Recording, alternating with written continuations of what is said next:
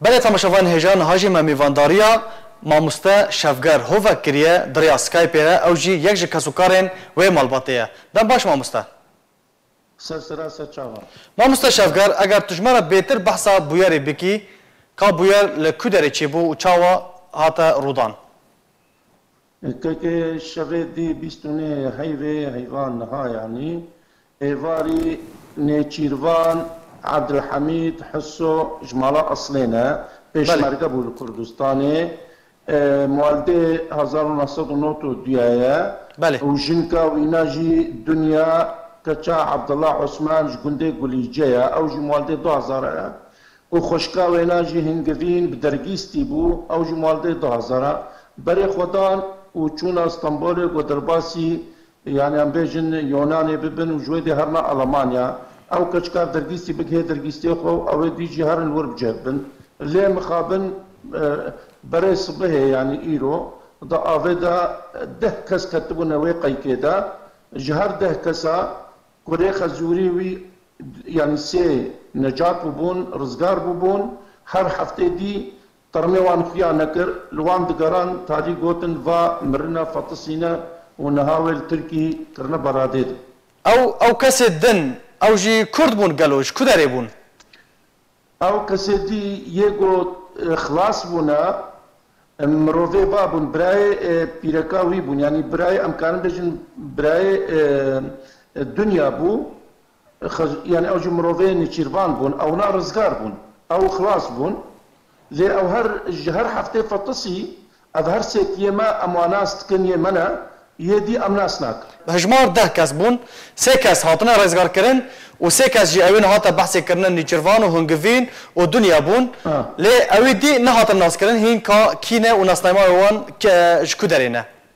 نديارة بيركاني جيرفان جي حملة بيششاي يعني او جي حسيت بشخصك مخابن يعني حيفا خورطانيا وا يعني يقولوا تشيبوا بلي يدي الناس ناكن يعني امواناس ناكن حتى انها مزان اودي كينا هلبت بلكي كرد بن بلكي نا كرد بن لاكيد قدرها كردا يقول كرد فانا برد بن بولاتات كبن نيفي ملتيما بحرات فطسيت سينور عادتين كشتن هذا قدرها خورتي كردا حيث مخابن ترمي قربانيان نهال كدرين ما مستشفقار ترمي قربانيا نهال اسطنبولنا لاسطنبول دست حكومتنا برادي دنا بجاوجي اجراءات خدكن امجي نسعى الخورتك ما كرد الورها محامي كرتيها قارب تشتكي بكن وانا خلاص بكن رزقار بكن مجي طريقه خضرا من تلفوني مع مصطفى هذا عليك وكر ما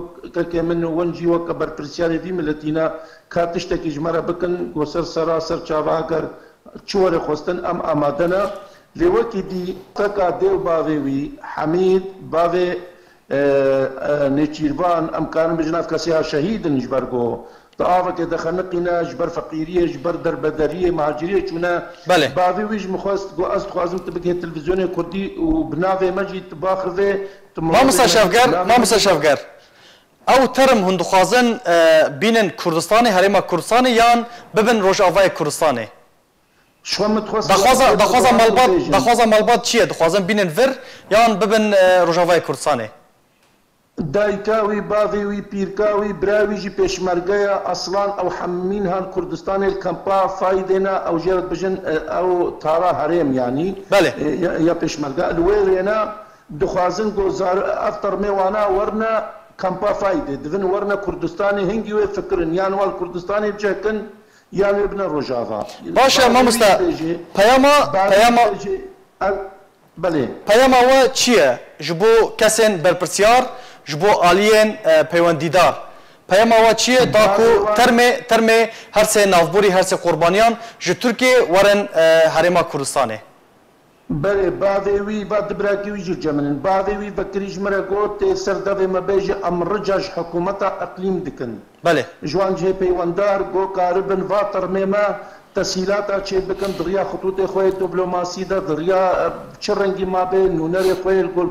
یه کردستان گل استانبول حکومت کردی گا تسهیلات بکه گو افطر میما ورنا کردستانی او فكري بياماوان افق وطر ميوانا حكومتها كردي اقليم الكاريه بوارب كيف فاطر ما بتهني كردستان باشا افتي وي وطاي كو اصلا جيش ورا تينا دروس كرن جبو رادس كرنا ترمان هلبت هبن يعني وقتك خويا وانا بنو كسك خواستك كأنك وفيزا كي بيدنك وريك درستنك وهبن أستنجر مالباتك فقيرة مالباتك زرقوا بيشمرجنا نيشيرفانجي بيشمرجبو يعني أبناء ذهنك بوافا ببزن هان هادي وبعضي براوي نكان هرنا تركي جبرقو لاجئن القول قانوني لاجئن كان كرنا طيارات نكان هرنا بترمي خذا كسي كيوانينا بازداينش دولة الرجيم السوري ودم الدفاع هناك أريكاريا فابكن كيلو شعب ما ورحمة إقليم كردستانية أو حكومات أم هذيك دكن جو كاربت قنوات وخيط دبلوماسي ده رسمي ده بيوانديا ده جو كاربت ركب بينه وأفطر معها بكنا كردستاني بكنا كامبا فايدة. أمجي بهذينا كو حكومات هرم كردستان وحكومات تركيا وآليا بربرسيار و بانغا بياما باوه نيچروان بگینن بردستوان داکو ترم هر سه نافبوری وارن هرما کردستانه گلک سپاس بو مبسا شفگار هوفک جنیزی کی مالباتی بو گلک سپاس بو زانیارینته